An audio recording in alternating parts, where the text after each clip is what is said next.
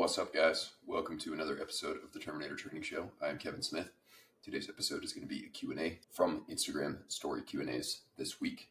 Took a few weeks off from them. Just had some other podcasts as well as a little bit backlogged. And I also have a new question asking option in my bio on my Instagram. You can ask more in-depth questions and there's no character limit. But some people have been taking that a little bit too far and putting lots and lots of context in, which is great. I just, can't always get to those questions in a very timely manner. But today's just going to be from the Instagram Q&As. I didn't get to a lot of them, just only so much time in a day. And I like to put a lot of effort into the answers, but I will try and prioritize the ones that I didn't get to in the Instagram Q&A here on the show, just so I am able to answer more people's questions. Just a couple housekeeping notes. It is Black Friday week, and therefore we've got some sales going on. If you are listening to this right now, the programs are currently on sale, and they will be on sale until the first Monday of December, which I believe is December 2nd. So 40% off, no code necessary, all programs on the website. And then additionally, for T850, my training team, sometime in December, the price is going to increase for that. Now, if you are currently on the program, or if you hop on the program before the price increases, then you will be grandfathered in and you will not have to pay the extra price. It's probably going to go up $10 to $12 per month, which is still a steal, to be honest with you. It's relatively cheap programming but high level programming for the cost. So just be on the lookout for that. If you have been on the fence about T850 and determining whether you should hop on or not hop on, then I would consider hopping on sometime early December before those prices go up. It's probably going to be right around Christmas time that I increase the prices, maybe a little bit before that. Haven't decided on the exact date yet. But again, if you hop on before they go up, then you will be grandfathered in and you don't have to worry about getting charged extra. But for newcomers to the program, the price will be a little bit higher. So with that out of the way, let's hop into today's questions. Why do you suggest to lift, then do running/cardio directly after lift versus splitting the two?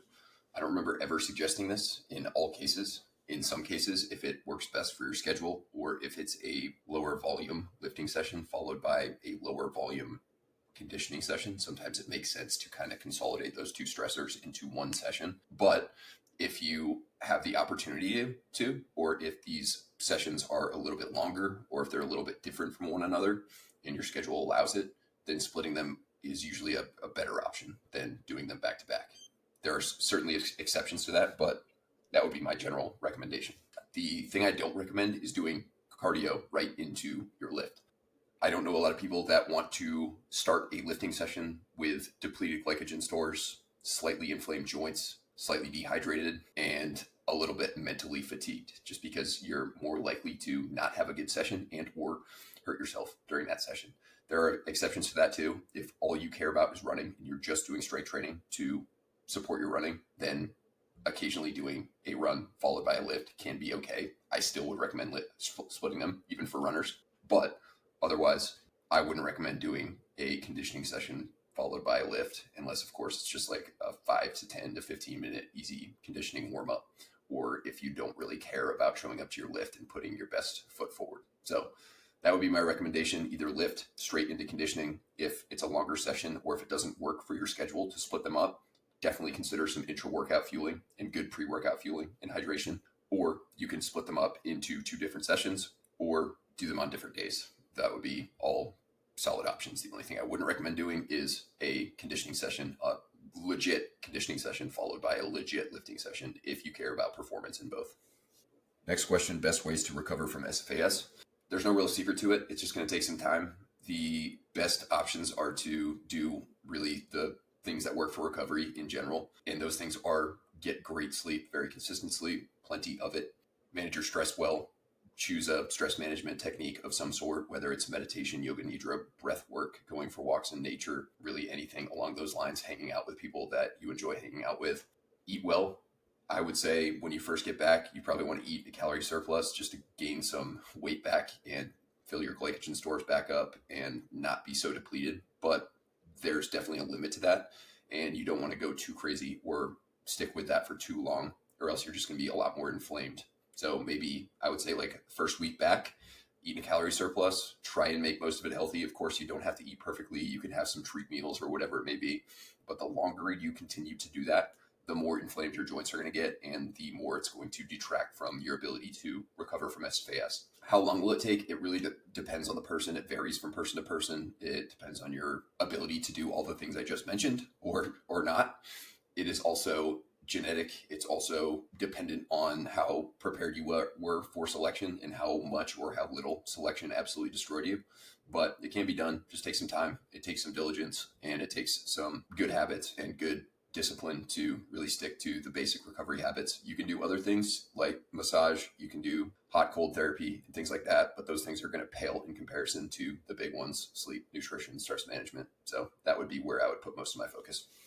Next question: what are your go-to meals?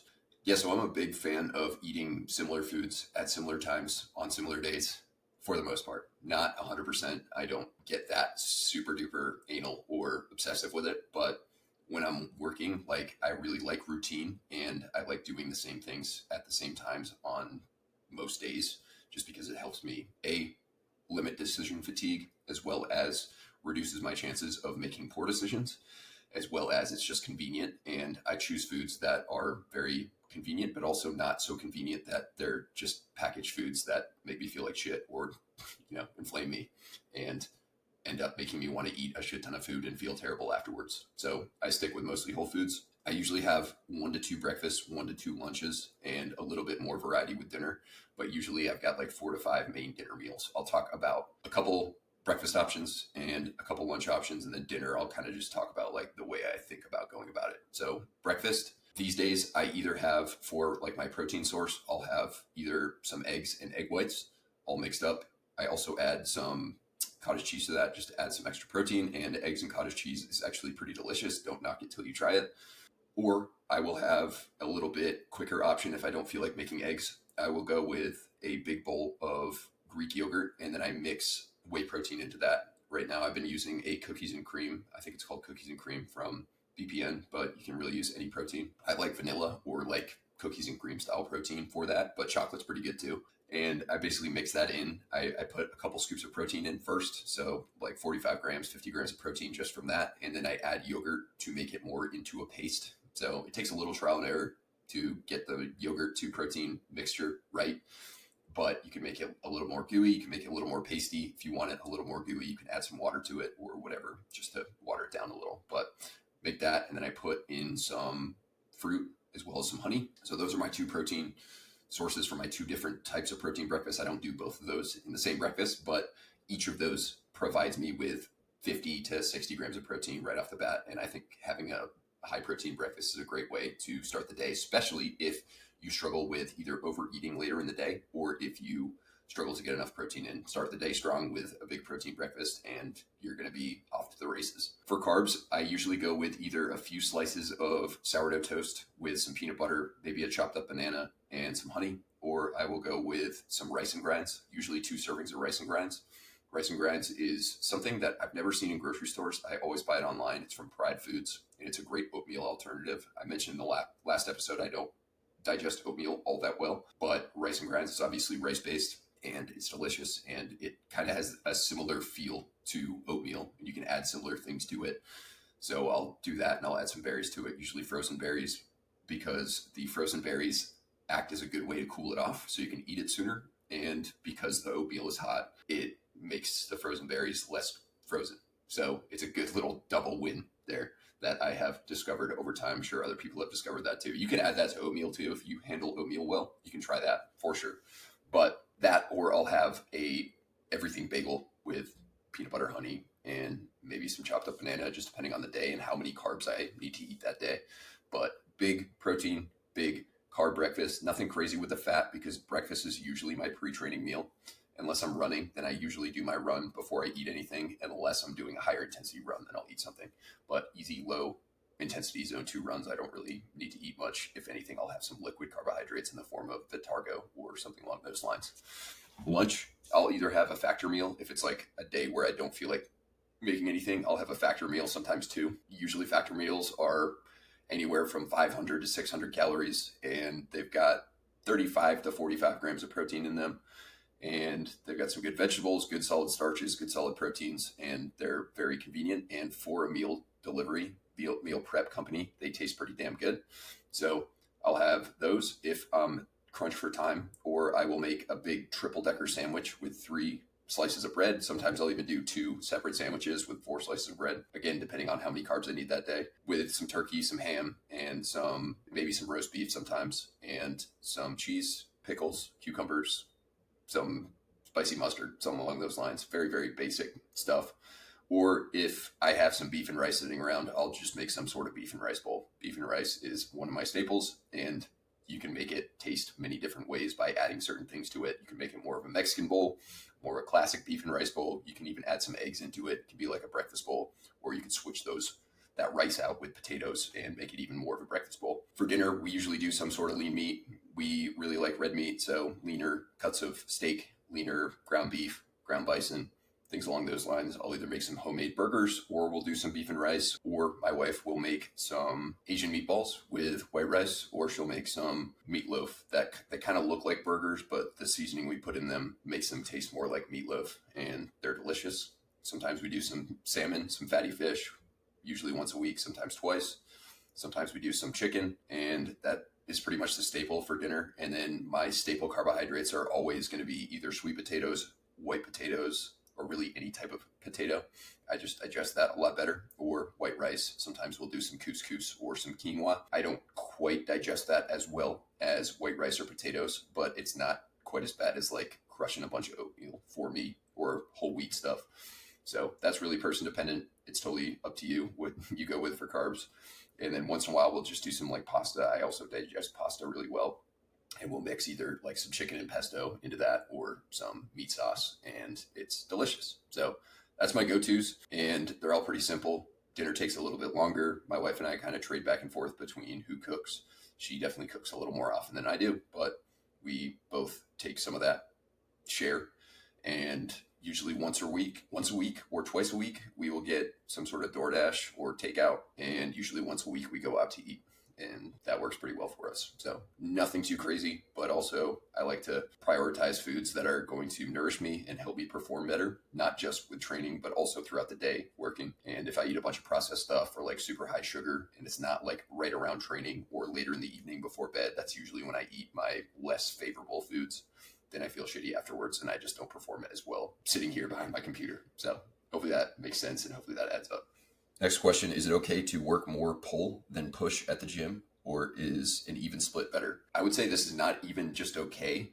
For most people, this is probably a better idea to do more pull than push, because historically, most guys, at least men, like to do more pushing than pulling in their training. Their fallback day is a chest day. So they take a couple days off for whatever reason, and they come back, and today's chest day. And then they train, they take a couple days off for whatever reason, life gets in the way, or they just have a lapse and take a little hiatus, they come back, and it's chest day. So because chest is A, visible in the mirror, so you can see it more, B, a lot of men prioritize like what their bench press numbers are, and C, because it's enjoyable to train chest, arms, triceps, etc., sometimes shoulders, people just naturally train it more often.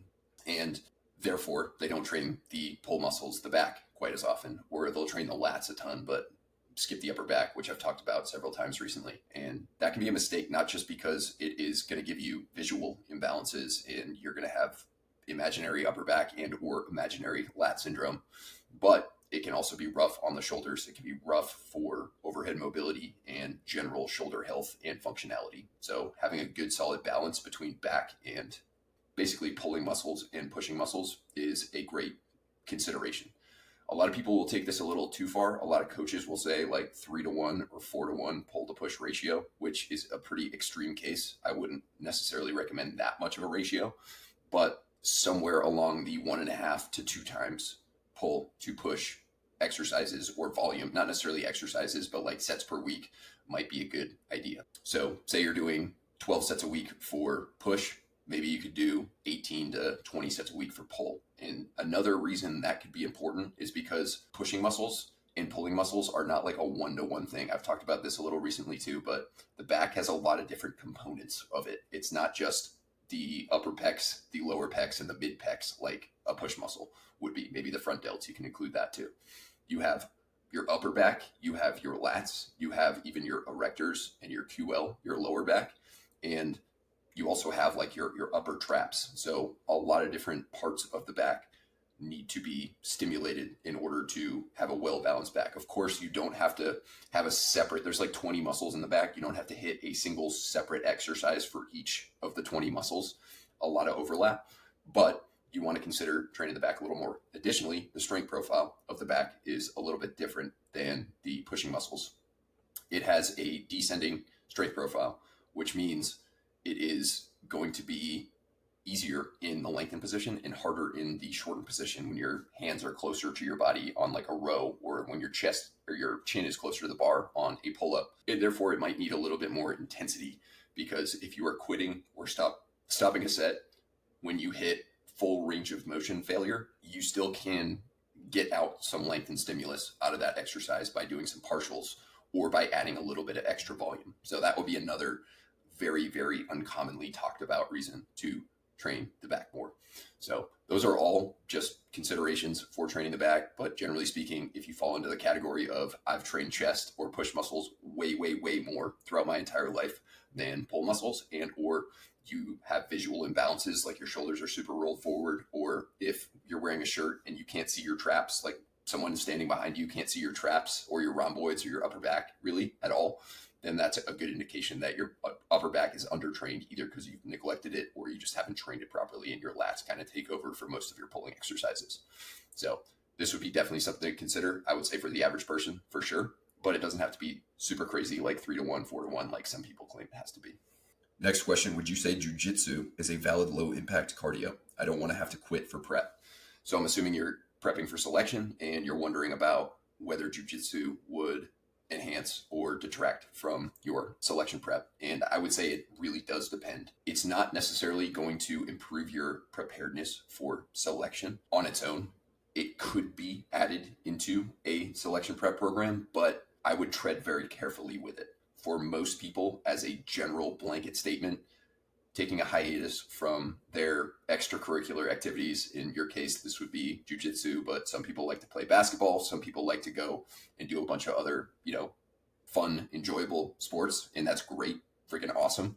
But it could potentially detract from your preparedness for selection. I would say some exceptions would be something like rock climbing or maybe parkour or something along those lines. But again, I would tread carefully with all that stuff too. If you are doing jiu-jitsu and it's not super demanding and you're not like finishing your jiu-jitsu rolling sessions and you're super banged up, like your joints are banged up, like you're not doing super intense, hard to recover from sessions, then I would say you can consider keeping at least maybe once a week, maybe twice a week, jiu-jitsu in. But for the most part, I would not consider it a substitution for low intensity cardio. Of course, if you are not prepping for selection and you're doing regular jiu-jitsu and you prefer it and you enjoy it and you get a really good cardio stimulus from it, then it's great. But it has the potential to detract from your running, your rucking, your other SFAS prep training, because it's going to require some recovery.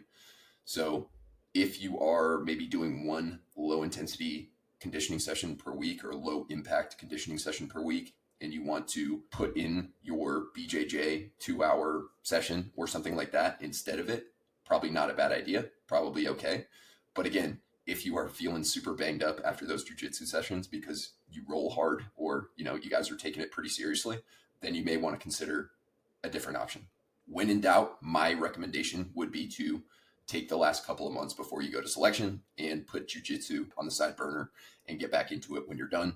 That will be a lot more appropriate for a lot more people than trying to fit jiu-jitsu in just because it may interfere and or it may hurt you and or it may just cause some problems training for the things that matter most for selection. So that would be my criteria for considering whether to keep it in or not. Next question, stationed out west, so all our land nav is desert land nav. Will this help train for the star? It's not perfect, but absolutely it will help you get used to the basic fundamentals of land nav and reading a compass, terrain association, even though your terrain may be hard to associate on, it will absolutely help you with the general skills of land nav. A lot of people show up to land nav or selection without ever having done all that much land nav. So doing some land nav is always going to be better than not doing any land nav. Is this perfect? Does it mimic the sandhills? No, but it is definitely something to consider doing. If that's all you have access to, you're going to be a lot better off doing it than not doing it. When you have desert land, especially if it's not very undulating, there's not much terrain, like the map is mostly flat, there's not a lot of contour lines, there's not a lot of terrain features, it gets you really good at using your compass and limiting how much you drift left or right. Everyone naturally does. I will say, once you get more advanced with land nav, using your compass all the time isn't necessarily a necessary strategy, just because you're going to be more comfortable with terrain association. But when you're out in the desert, especially, like I said, if there's not a lot of terrain features or changes in elevation, then you're going to have to use your compass more. And you'll get really good at doing that if that's where you're practicing. So is it perfect? No. But will it suffice? I think it absolutely will, especially because you're going to get to selection. And if you're in the regular Army or if you're National Guard, they now do a pre-selection land nav prior to actually starting. Or if you're going in as an 18 X-ray, you're going to get a ton of land nav practice at SOPSI. And then regardless, there's PEs, practical exercises, before going in that you can get used to the actual terrain. And it should be plenty of time. So I would say absolutely sustain this. Not perfect, but definitely better than nothing. Next question, any opinions or thoughts on curved non-motorized treadmills? So I wish you included some more context other than thoughts or opinions on, because I have lots and lots of different thoughts and lots of different opinions. I know this has been a thing that I've talked about a lot in the past, but a little more context, like what is your goal? What are you trying to get out of your curved runner use? Generally speaking, there is definitely some utility for curved runners, but if you're trying to get really good at running and you're doing all of your running training on a curved runner, that is not necessarily the best approach, because the mechanics and the technique are going to be different on the curved runner than they will be running on a road or running on a trail or even running on a track. So if you need to build your running form, or if you have to build your tolerance to the impact of running, you have to adapt your bones, your connective tissue, your musculature. I would definitely prioritize mostly running on other surfaces like outdoors, or even a regular treadmill would be a decent substitution for outdoor running if you're just in a terrible environment for it, over a curve runner. However, the curve runner can be a great supplementary thing to add into your run training. It can be great for, once in a while, if you don't feel like going outside and doing track repeats, you can do repeats on the curve runner. It's a little bit harder. It takes a little bit more out of you to do like a 400-meter repeat on a curve runner. It's almost like running a little bit uphill. And also an advantage to that is that it's a little bit less impact than it would be to run outside or to run on a treadmill even. So unless you have the treadmill on an incline. So I would compare it to just maybe running on a 1% to 2% incline. But again, you're going to have different mechanics because it is not the same as running outside. So as a supplementary thing that you add in addition to your regular run training can be great.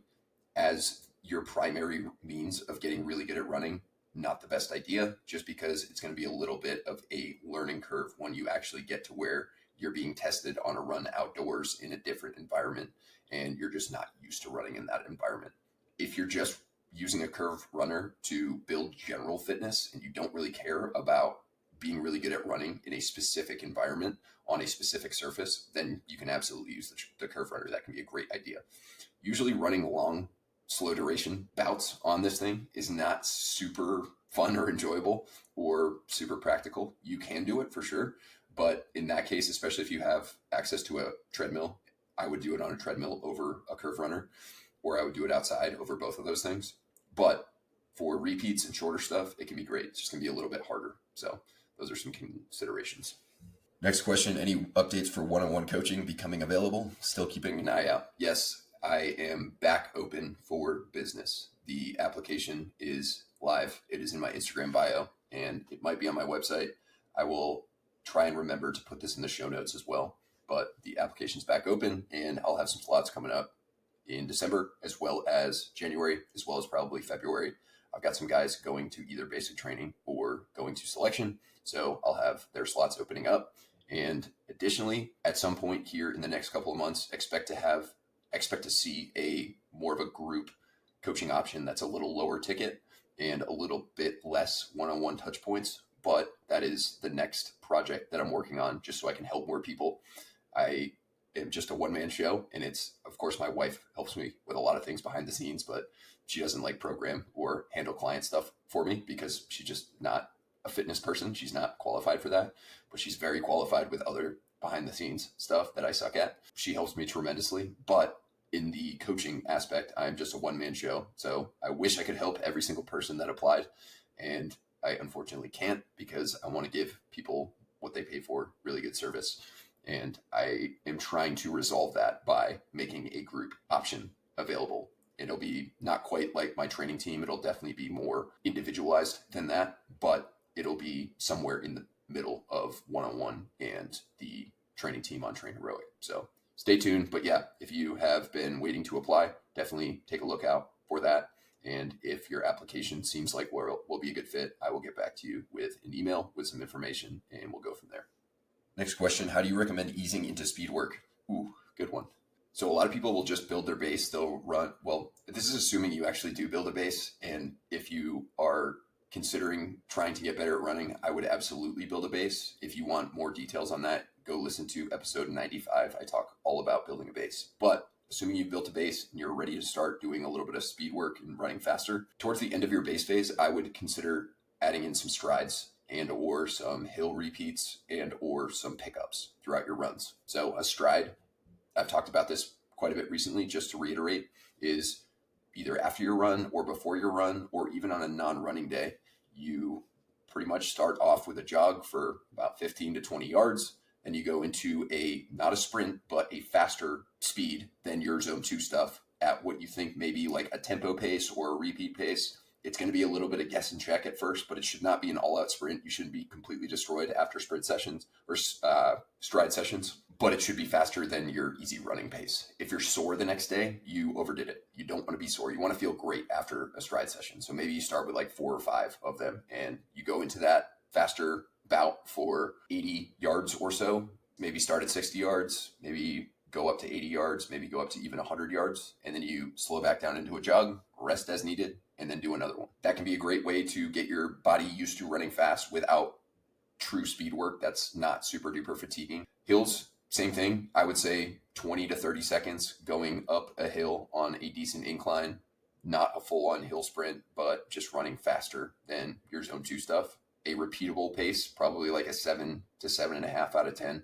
And you can start with 4 or 5 of those, maybe 6. The great thing about hills is it's lower impact. It slows you down naturally. So it's also not going to be super fatiguing, but it will get used to running a little bit faster. And then pickups are similar to strides, except you just do them throughout your run. So say you have a 45-minute zone 2 run, maybe every 8 minutes on the 8-minute, you speed up for 30 seconds to what you think will be a tempo pace or even a repeat pace. And then you slow back down and go about the rest of your run until you hit that next 8-minute mark. So like 8 minutes, 16 minutes, 24 minutes, etc. You'll just do that 30-second, maybe 45-second pickup. And it's similar to strides. It will usually, towards the end of your run, sometimes make you go a little bit beyond zone 2. But as long as you go easy for your easy part and a little harder for your pickup part, that's kind of what the goal is. If you're going in zone 2 to start out and you run your first pickup and the rest of the run is in zone 3, then you're probably going a little bit too hard during the easy portions or going too hard during the pickup portions. So just kind of use that as like a litmus test for intensity management. Then after you do that for a few weeks, say you're spending 2.5 months, maybe 3 months building a base. For the last month of it, a couple days a week, you can do 1 or 2 of those things I just mentioned. Then you're ready to do some speed work. I would check in with yourself and make sure that you're feeling pretty good. You're feeling well recovered before you get into speed work. I always say, just because you built a base doesn't mean at some certain arbitrary time, you're just ready to go into speed work. Yes, build that base. Yes, spend the requisite amount of time developing your aerobic capacity as well as your ability to run without smashing yourself, but also check in with yourself. And if you're feeling a little under recovered or if you're feeling banged up and you go into speed work, it's just not going to make things any better. It's probably going to make things worse. So be honest with that and really check in with yourself. But I would start with very low volume and I would start with a relatively low intensity. You don't want to be going out and hitting 10 400s on your first day at max effort. You never want to go max effort on repeats, but a lot of people do.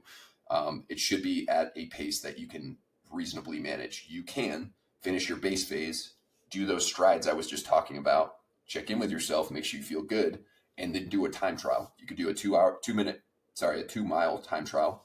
You could do a 5-mile time trial. You could do one of each and see where you're at. And you can use those paces to pace your strides. I wrote a recent article on how to pace repeats, and you can check that article out, and that'll give you some good guidelines to follow for like 200-meter repeats, 400-meter repeats, 800s, etc.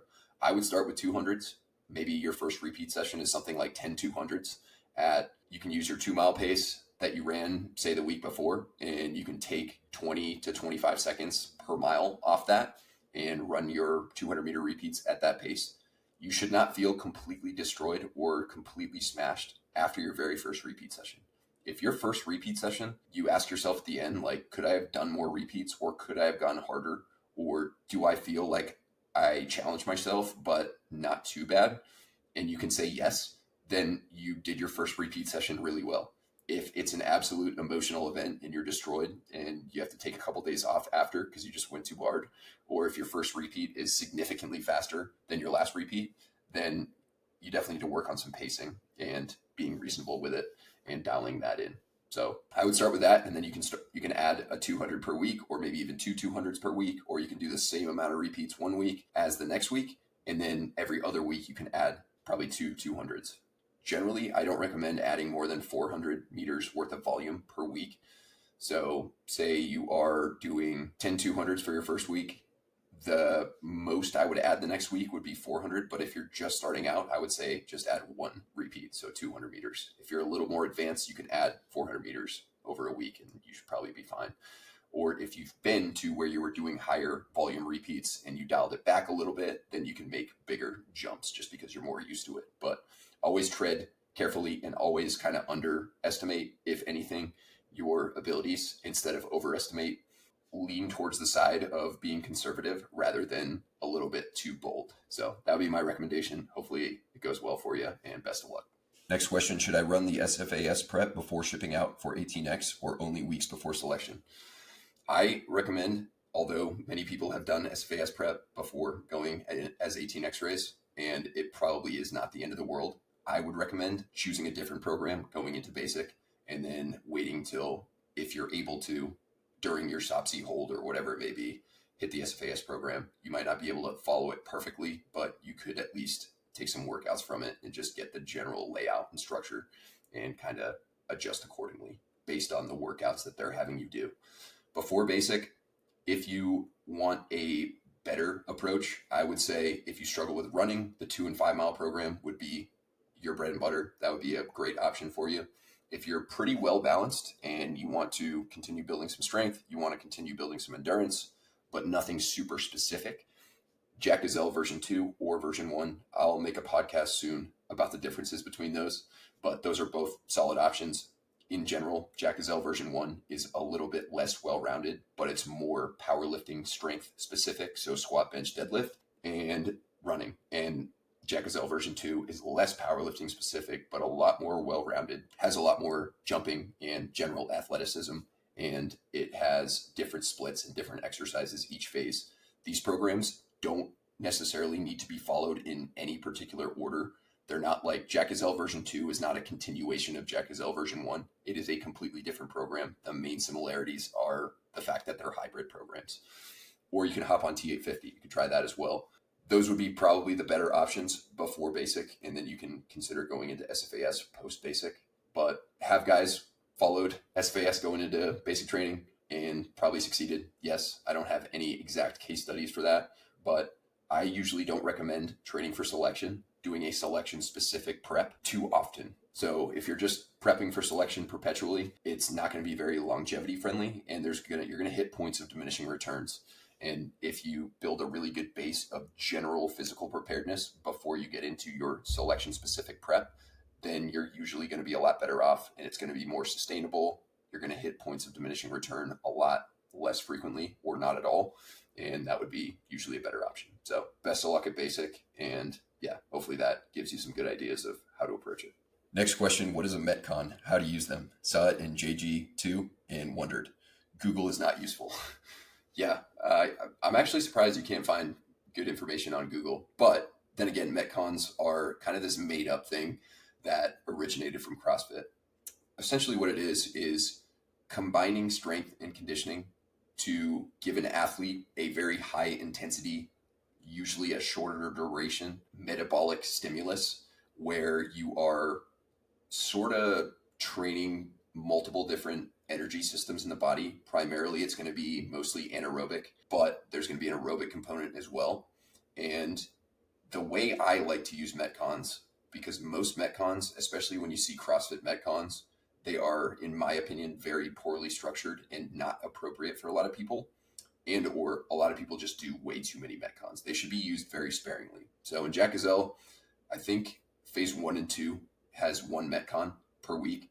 And I think there's a week off in both of those phases where we don't do Metcons. But when you are trying to do Metcons, you want to think of what the purpose of it is. If it's just to destroy yourself, then it's probably not a great idea to do it. Or if you were doing Metcons with really high skill movements, for example, Olympic lifts, power cleans, hang cleans, snatches, or box jumps. Not that box jumps are super high skill, but they are high impact, especially when done in Metcon form. They're usually done with high reps for cardio and with a jump back off the box. And box jumps are great for building your ability to jump. They're great for building your overall power, your fast twitch ability. They're a power exercise. But when used for cardio, there's just so many better options and less potentially problematic on your joints options or your actual structure. Like seen a lot of people split their shins open, split their face open doing box jumps when they come up short, especially if they're using wooden boxes and it's questionable whether they're going to be able to jump that high for every single rep, especially once they get fatigued, and so on and so forth. So I like to use very low skill, very easily accessible by lots of people exercises for my Metcons. And I also use them very sparingly. So it'll be something like maybe you'll do a sled drag, a sled push, maybe some kettlebell swings, maybe some hand release push-ups, maybe some running, maybe some Metcons might involve a rower or an air bike. All those things are relatively low skill. Sometimes I do throw in some kettlebell Olympic lifts just because those are a lot less potentially problematic than doing, 21, 15, 9 snatches, box jumps, and muscle ups for time. But usually I just keep things very simple, and it can be a good way to just build your overall work capacity, your ability to continue to produce work as you get fatigued, and it kind of stretches your limits a little bit as you go through that. So that would be my general guidelines and I guess explanation of a Metcon. But yeah, very good question. Metcons are almost always used in a poor, unfavorable manner in a lot of programs. They're usually used to kind of impress people and just make them feel super smoked. Like, oh man, I got a great workout. What was great about it? I just got really sweaty, tired, and out of breath. And that is not necessarily the goal with training, but it can be done sparingly and it can be done intelligently. And in that case, it can be beneficial for certain people. Next question, should a ruck walking pace feel like a speed walk / shuffle? I'm 5'8" and shuffle at 1320 per mile. There's a difference between ruck walking, ruck shuffling, and ruck running. And then trotting and shuffling can kind of be used in the same way. Ruck walking is going to be the least impactful of all of them. Ruck running is going to be the most impactful of all of them. Shuffling is kind of right in between there. However, just because it's less impactful than full-on ruck running, as if you're, being timed running downhill on a selection time trial or something like that, which is fine to do occasionally when you're prepping for selection and or at selection. Ruck running, you want to go as fast as you can. So sometimes that's going to mean ruck running, especially when you're going downhills or on flats if you're super fit, or if you're crazy fit the entire time. But shuffling is a little bit of gray area. And a lot of people feel like it's a lot easier and more comfortable to shuffle. They also see the standards for times that they want to shoot for per mile pace. And many people can't hit those times walking. So they shuffle a lot and they shuffle way far out from selection.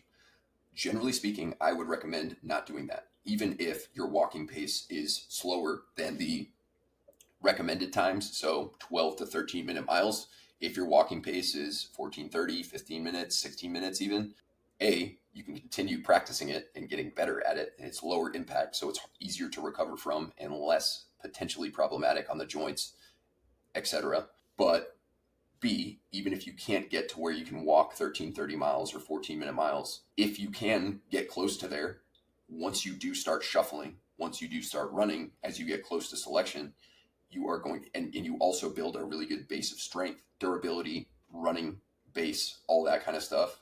Once you do start switching over to more shuffling and more running in your selection prep, you're going to be way ahead of the pack. And most importantly, you're not going to be super banged up because you haven't been shuffling for months and months and months on end before you get into your selection prep.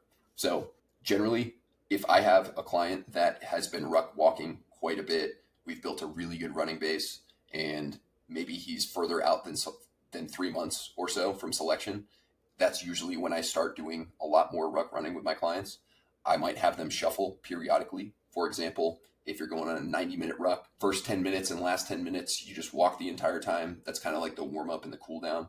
But for the 10 minutes, for the minutes in between minute 10 and minute 80, maybe 2 out of 10 minutes, you do a little bit of shuffling on flats and slight inclines. I don't like to do a lot of downhill shuffling far out just because it's more stressful on the joints.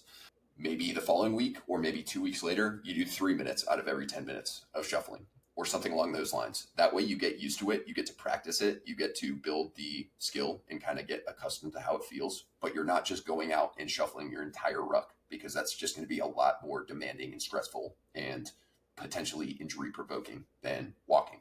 So I always emphasize becoming a savage at ruck walking, because most of the time at selection, you are going to be ruck walking, or at least you should be. Of course, you want to go as fast as you can during gate week, but thereafter, most of the time you're going to be ruck walking. And if you're able to ruck walk a 14-minute mile pace, even though you won't be walking that fast at land nav, you'll be kind of preserving energy and slowing down a little bit to be more accurate.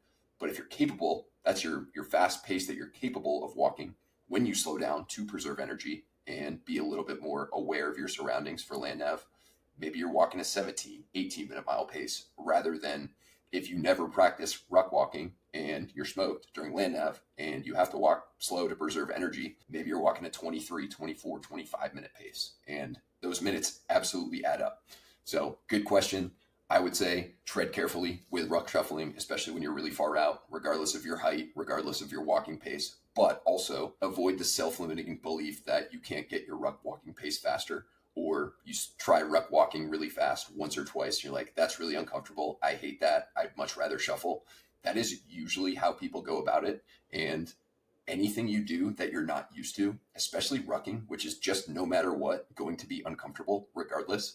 When you first start out, it's going to be even more uncomfortable. But the more you do it, the more you continuously practice it, the better you're going to get at it. I've gotten to where I can ruck walk a 12-minute mile pace for several miles. And if you can walk a 12, 13, even 14-minute mile pace, and you have a great overall base of fitness, think about once you start ruck running, once you start ruck shuffling in your selection prep, what your pace is going to be. It's going to be fucking tremendous. So just consider that. You don't necessarily, if you're several months out from selection in your ruck training, you don't have to be hitting 12 to 13-minute miles on every single ruck.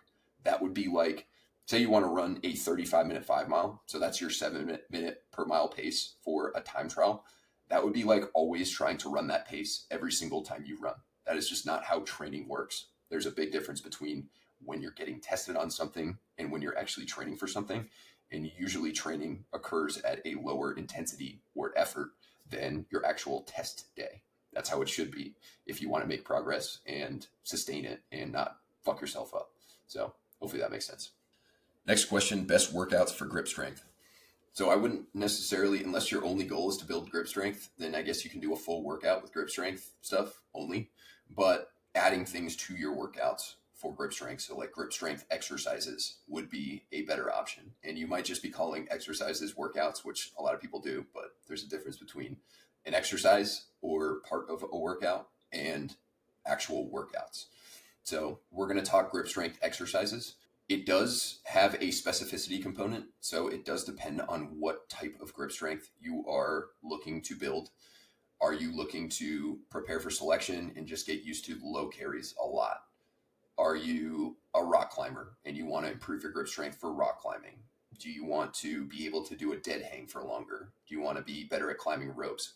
Rope climbing does not involve much grip strength if you do it right, but I mean, it does involve a little bit of it. So it does depend, but generally speaking, all the things I just mentioned. So you could do a lot of farmer's carries, you could do a lot of suitcase carries. You can, and I would recommend doing this, rotate what you carry. So rotate the grip width, especially. At selection, you're going to carry everything from a water can, which has a very small diameter, and it kind of can cut into your hand a little bit if you are either not wearing gloves or you're just not used to carrying something like that. So if you have access to the water cans that they use, you can fill them with water and carry those if you want. You don't necessarily have to do that, but might as well if you have access to them. You, of course, can carry kettlebells. That's usually what people use for farmer's carries. But also, if you're trying to go heavier, you can either, if your gym doesn't have the big torpedo things, basically the strongman things that they actually make for specifically for heavy carries, you can use a hex bar and you can load the hex bar pretty heavy. I would keep most of your grip strength training, unless, of course, you're trying to just be able to hold on to something really tight for a really short period of time. I would keep most of your grip strength training pretty moderate intensity, not super high intensity, aka load, maybe in the 50 to 60 pound range for most of it. And then occasionally you can go a little bit heavier, but just know that's going to be more fatiguing and have less carryover. So we're talking like for selection prep, more grip strength endurance, being able to hold on to a moderate weight for a very long period of time rather than a super heavy weight for a short period of time.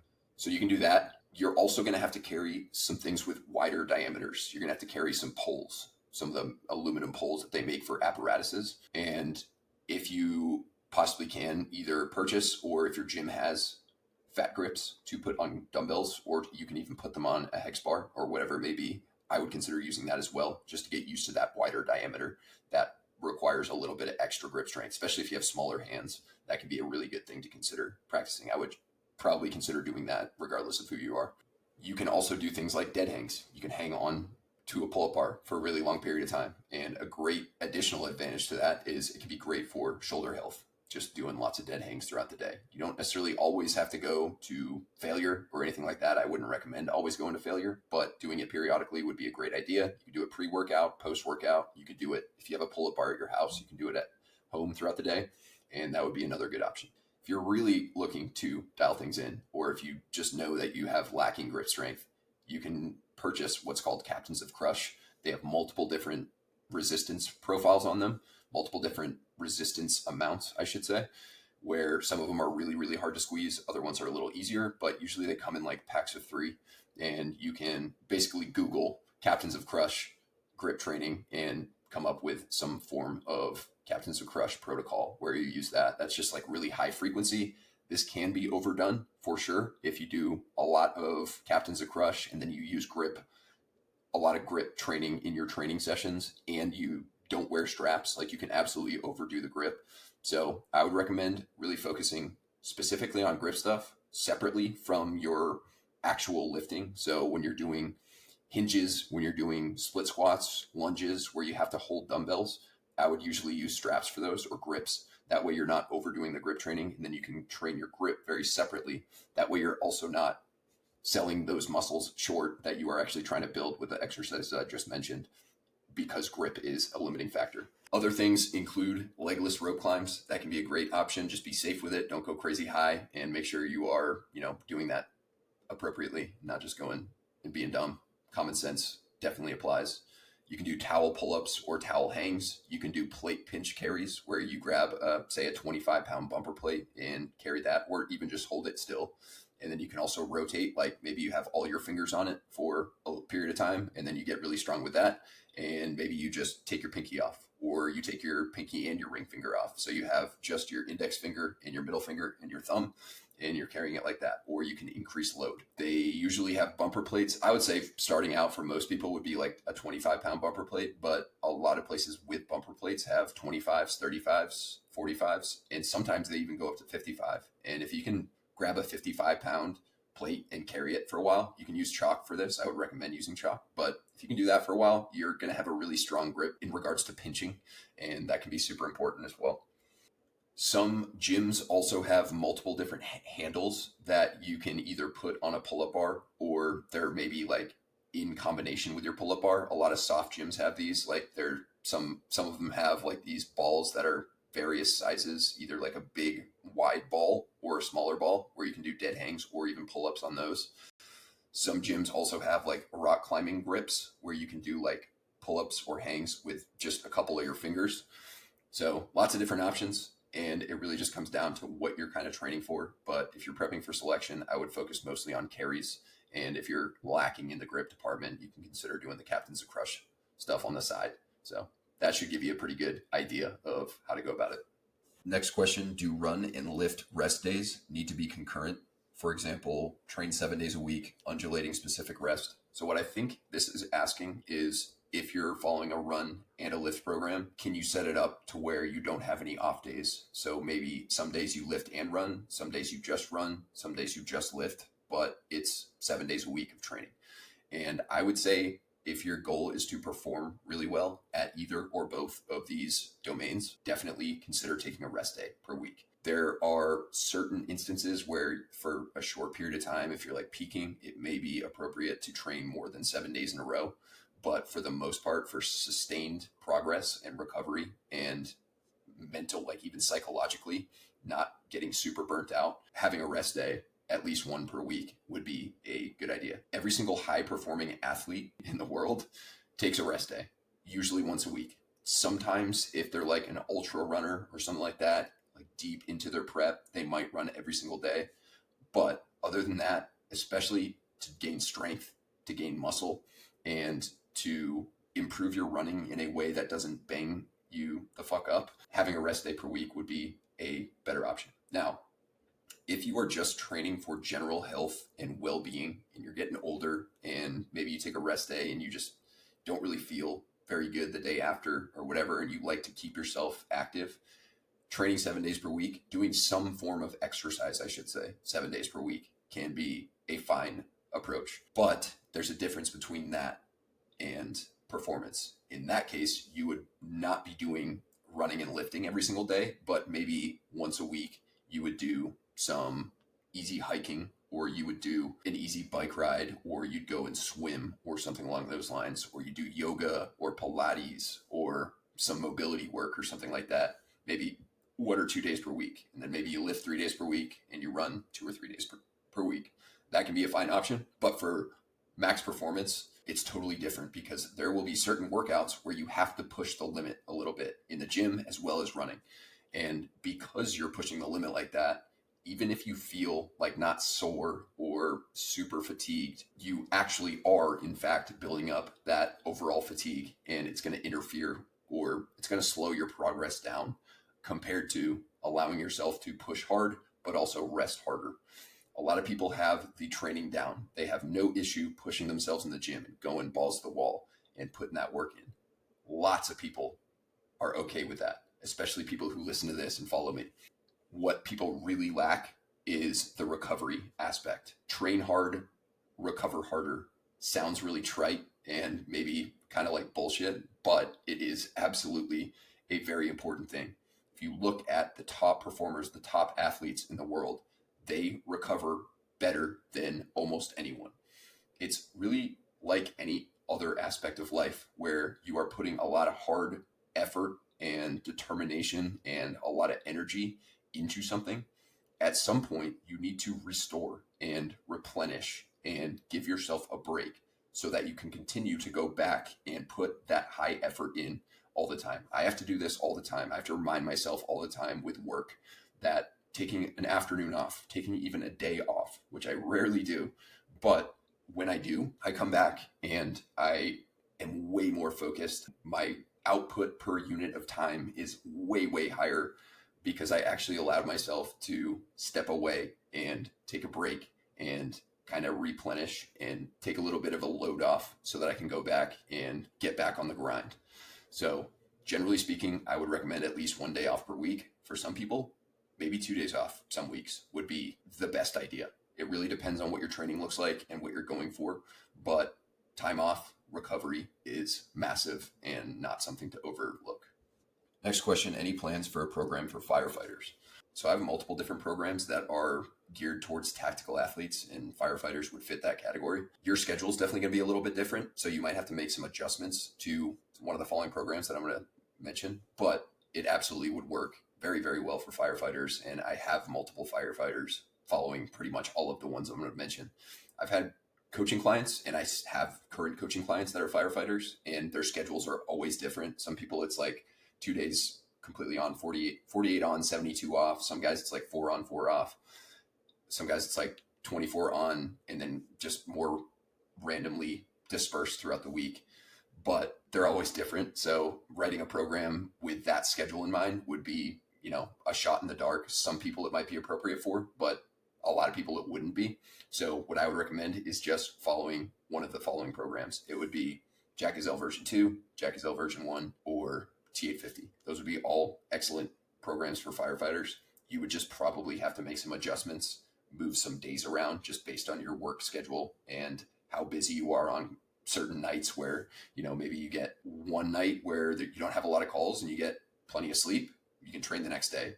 Maybe you have another night where you literally don't sleep at all because you're getting called all night with people with diabetes and chest pain and things like that. I know how it is. I definitely am not super savvy with the fire department, but I have done some rotations with the fire and rescue, and I know most of the calls are people who just basically don't take care of themselves at all, and so they call you, and it's 3 a.m. For whatever reason. That's when they decide to call. But either way, neither here nor there. I would follow one of those programs, and you can just adjust accordingly based on your schedule, and you should get great results from it. You might have to dial some things back, maybe volume-wise, just because they're relatively high workload programs, and the firefighter life is not super conducive to amazing recovery and amazing sleep, but it can be done, and those would be kind of the programs I'd shoot for. Next question, how's the culture in SF? Do people get treated with respect, or is there mistreatment? The culture in SF kind of just depends on where you're at, but generally speaking, you will be treated with a high degree of respect if you earn it. So if you show up and prove that you're capable and prove that you want to learn and get better and be a contributing member to the team as well as the unit, the group, etc., you will get treated with the utmost respect. If you show up and you feel like you've arrived, you get complacent, you stop really caring about things, or you are closed off to learning new things, or you're closed off to receiving criticism, or you're easily offended, or something along those lines, then you will probably still get treated with respect, but you will be put in your place pretty quickly. And oftentimes that place is not on the team that you want to be on. It might be on the B team. It might be in a staff position. In extreme cases, very, very extreme cases, you might lose your tab. That usually does not happen for things that aren't like disciplinary, like, domestic violence or drinking or something along those lines, but it can happen. But generally speaking, if you are someone who belongs there and you show that, then you're going to get treated with a lot of respect. Now, SF guys are professional ball busters. We bust each other's balls all the time. And if you are not a fan of that, or if you can't handle that, then it may not be the job for you. But it's all out of, fun. It's not like actual, my damn dog. Apologies about my dog barking. But it's not like a serious thing. We just like to bust each other's chops, and that's just part of it. We also are very critical of one another. So after everything we do, essentially, on most teams at least, you'll do an AAR, an after action review. So you'll go over all of the things, usually all the things you did poorly, not necessarily you always as an individual, but if you fuck something up, then you're going to get criticized for it. If someone else fucks something up, you might criticize them for it, or someone else might criticize them for it. And that is criticism. It's constructive criticism. If you go and do an AAR, I know a lot of workforces are like this. They maybe don't call them AARs, but they'll do like performance reviews or something like that. And usually they just tell everyone about how great they are. You don't really get much out of that. So the great thing about SF is because it's a really high stakes job, telling people how great they did on everything doesn't really get you anywhere. It's much better to focus on the things that you did poorly so that you can fix yourself and come back and perform better the next time and learn from it. So if you struggle taking constructive criticism, or if you have thin skin, or if you are one of those people that just finds different things to get offended by, or different people to get offended by, or different situations to get offended by, then it's absolutely not the job for you.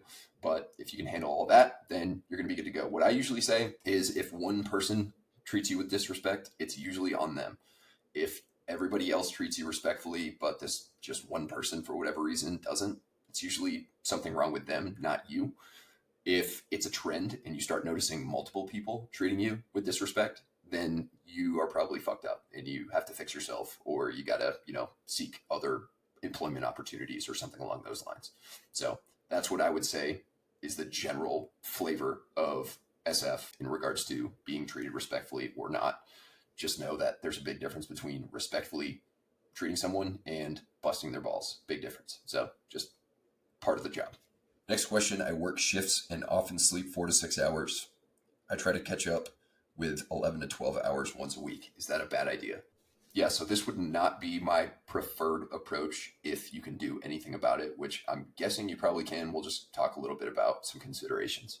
The main issues with these are, one, it's just not enough sleep quantity for the entire week, even if you are making up for it several days. It does depend on how many days a week you're sleeping 4 to 6 hours versus how many days a week you're sleeping longer. But I'm assuming most of the days a week you're sleeping 4 to 6, and then you try to make up for it with one big shot of sleep all at the end. So that's just not enough sleep in general to thrive. It's clearly enough to get by. Otherwise, you wouldn't be getting by. But a lot of people have a big misunderstanding of the difference between thriving and getting by. If you give yourself very poor or very lacking sleep conditions, you're going to get used to it. Your body is going to adapt to it over time. But that doesn't mean you are, just because you feel used to it and you perceive yourself to be okay, that doesn't mean you couldn't be better if you slept better. So that's one consideration. Two, because of the inconsistencies in duration, as well as the days that you're sleeping certain amounts of hours, because that's so drastically different throughout a week, your sleep quality is not going to be great either. Your body has certain rhythms that it gets into. Of course, if you're working shift work, you're already going to be at a disadvantage because your rhythm is just not in tune with what the rhythm of the human body is supposed to be in. You're supposed to sleep at nighttime and you're supposed to be awake during the day. We're not nocturnal. And when people have to work these jobs, of course, we need people to work shift work. So thank you for doing it, but it's still not great for health overall, even if you are super dialed in with everything. In this case, because you're only sleeping 4 to 6 hours some nights, and then you're trying to make up for it on the other night, your rhythm is going to be completely all over the place. So you might pass out and just get a bunch of sleep, but it's not going to be as quality because you are just not giving your body the right environment to sleep well. So what I would do is shoot for that top end of the range, 6 hours. If you can sleep 6 hours some nights, you probably can sleep 6 hours every night. If you figure out some things that you do throughout the day that maybe waste time and don't really serve you very well, that you can replace with sleeping. So that could be scrolling, it could be watching TV, it could be any number of things. Most people have no idea how much time they waste until they actually do a time audit where they actually see where they spend their time. And I'm not saying you waste a bunch of time, and I'm not saying like you can't do anything enjoyable, but I would say if you can make some sacrifices and move some things around in your schedule and quit doing certain things that take time away from your sleep and get that 6 hours at least on those nights, you're going to be better off. And if you have a couple nights a week where you can get 8 or 9, that would be much better than sometimes getting 4, sometimes getting 5, sometimes getting 6, then back to 4. And then all of a sudden you get a 11 to 12 hour bout of sleep. That's just not the best scenario to be in for sleep quality and quantity reasons. And you are basically getting by and you are able to function, but you could be able to function a lot better if you dialed your sleep in and actually worked on thriving. You may not get there with this schedule just because, it's not favorable for perfect sleep and perfect recovery, but you could get a little bit better. And in this case, I would try and shoot for that 6 hours at the very least on your work nights, and then maybe a little bit longer on your non-work nights. But that big swing in time is probably not serving you all that well. All right, we'll do 2 more questions. One Do you have access to nicotine or caffeine during SFAS? Nicotine? No. You will not have nicotine during SFAS, so I would definitely consider getting off that if you are a nicotine user. I started dipping for the first time ever in airborne school, so right before SFAS. Was not the best idea ever, but I had been using it for a pretty short period of time by the time I went to SFAS. I think also I went home for Christmas for Christmas leave, didn't use it at all while I was there. And then I went straight into SOPSI, so I didn't use it at all at SOPSI. And I probably used it a little bit in between SOPSI and selection, but not enough to like really become re-addicted to it. So it wasn't a huge problem for me. But if you're a regular nicotine user and you just stop on the first day of selection, you're probably going to feel shitty for a couple days and you're going to be moody and irritable. And I would not necessarily consider that an advantage for gate week. Probably not the end of the world, but not something you want to be doing. Caffeine, a little different. MREs have coffee packets in them. At least some of the MREs do. And when I went through, I don't remember them saying like you couldn't use it or not. Like I definitely used some caffeine throughout the first week strategically, like before the runs and rucks and whatnot. But it's not enough caffeine in one of those packets to support a caffeine addiction or to support your reliance on caffeine. So say, for example, you're consuming 200, 300, 400 milligrams of caffeine per day. Not a huge deal. Like if you're under 400 milligrams of caffeine per day, you're doing all right as long as it's not interfering with your sleep or causing crazy anxiety or side effects or whatever. Everyone's a little different in that regard. But if you're consuming 300, 400 when you go to selection and you're hoping that the MRE coffee packets will allow you to not feel withdrawals, it's not going to be enough. So you're probably going to feel like shit for the first couple of days. And guess what? The first couple of days are when you need to perform at a high level. Of course, you have to perform the entire time, but those first couple of days are when caffeine can really enhance your performance if you are sensitive to it. And to become sensitive to it, it's not that difficult on paper. It can be difficult in practice because caffeine's a drug and it's hard to get off. But if you were at caffeine zero, no caffeine, about 12 days out, I would say just for safety, 2 weeks, that is enough time to fully resensitize yourself to caffeine. And in that case, when you go and use those coffee packets, maybe you even save 2 or 3 for before some of your bigger rucks or runs, your gated events, then you'll actually feel it and you'll benefit from the performance benefits of caffeine because you might be getting 150, maybe 200 milligrams of caffeine as opposed to just having one of them. You probably, I would say one of those coffee packets maybe has 60 to 80 milligrams of caffeine at the most, maybe not even that. So if you can hoard a couple, be careful with this. Don't get caught doing it. I don't know what the rules and regs are on hoarding MRE coffee packets, but do what your rank can handle. Be smart about it. But if you can, say you're getting to the fourth gated event, and it happens to be one of the rucks, and you're kind of feeling smoked. You feel like a little bit banged up, and you're struggling to recover a little. Kind of common during the first week. Maybe you pop a little caffeine beforehand. Maybe you have 2 packets before and 1 packet halfway through, just to kind of keep yourself going. That can be very beneficial. But again, if you're super addicted and you drink caffeine right up to when you go, and then you hope that the coffee packets are going to be enough, they're not really. They might make you feel a little bit not as bad, but they're still not going to support a solid caffeine addiction. So that would be my best recommendation going in. To get off it, you can either go cold turkey in combination with like your taper, so you don't really care about feeling kind of shitty for a couple days, or you can taper it. This kind of depends on your personality and your preferences. For me, the only way I can get off caffeine is if I just suck it up and go cold turkey, because if I taper it, I always end up messing it up. But not everyone's like that. It can be a decent idea to taper it. Either way is totally fine. If you want actual specifics on, a lot more on that question, as well as lots of different things for selection prep, nutrition, recovery, you can check out my selection prep recovery guide. That'll give you a good solid protocol for getting off caffeine. Next question, jogging versus walking during rest periods on repeats, like 6x400 with 130 rest. Yes, either one can be done. Usually when you're just starting out, I would favor walking or just like kind of pacing around slowly. When you are getting more fit, one of the things you can manipulate besides the rest duration is what you do on that rest period. You can make it a less complete rest by incorporating some walking. So say, for example, when you're first starting out, maybe you do 6 400s, then you do 7 the following week, 8 the following week, all the same rest periods, all walking during the rest periods. Then maybe you get up to 10, 11, 12 400s. and you feel like you're smashing it, and maybe you're getting faster and faster, you're doing repeats very, very well, you can start challenging yourself by maybe you still have that same duration of the rest period, but for the last 30 seconds, you jog into the next lap. So it's still a minute and a half rest. First 60 seconds, you just walk pace like you normally do. And then the last 30 seconds, you do a really light jog in the next lap. The more fit you get, the less rest you're going to need during repeats. And if you're doing repeats at the proper intensity, you're not going too hard. There's absolutely a point in time where you can reduce the duration of the rest period. So maybe you reduce it down to 1:15 and eventually 1 minute, or you can change what you do during that rest period. And part of it can be jogging.